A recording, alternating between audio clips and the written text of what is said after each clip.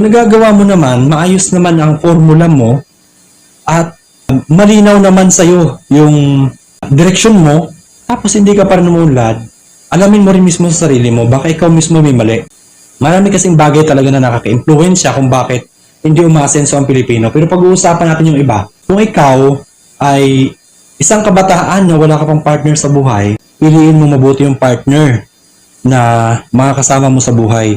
At siguraduhin mo, yung mapipili mong partner na yan, hindi mo magiging kalaban yan o magiging kontra sa pag-asenso ng buhay mo. Kung ikaw, mali na isama mo dyan sa pangarap mo, naging resistant yan sa'yo. Kasi hindi mo naman nga kinilala, di ba?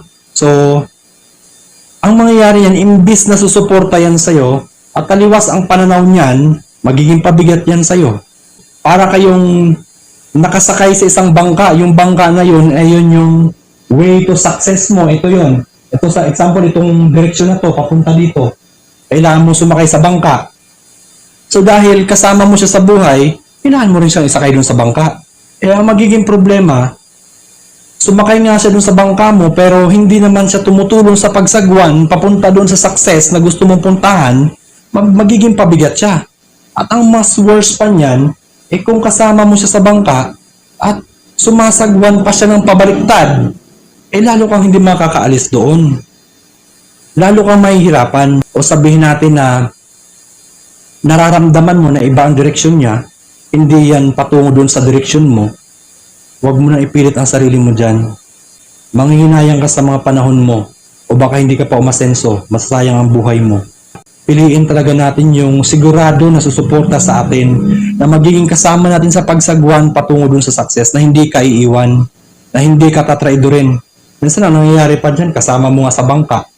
Iba namang bangka ang gustong sakyan, mas masakit yun. Huwag mong panghiniyangan yan. Kasi hanggat may pabigat sa'yo, hindi ka asenso. Hindi tayo inilagay dito sa mundong to para magsakripisyo lang. Yung journey natin masasayang. Imbis yung journey natin, ma-enjoy natin, ilang taon na naman ang tinatagal natin sa mundo eh. Tapos sasayangan mo lang dahil sa partner mo na yan, na wala naman talagang direksyon na malinaw para maging kasama mo, huwag mo na ipilit. Iwan mo yan, hindi ka magsisisi niyan.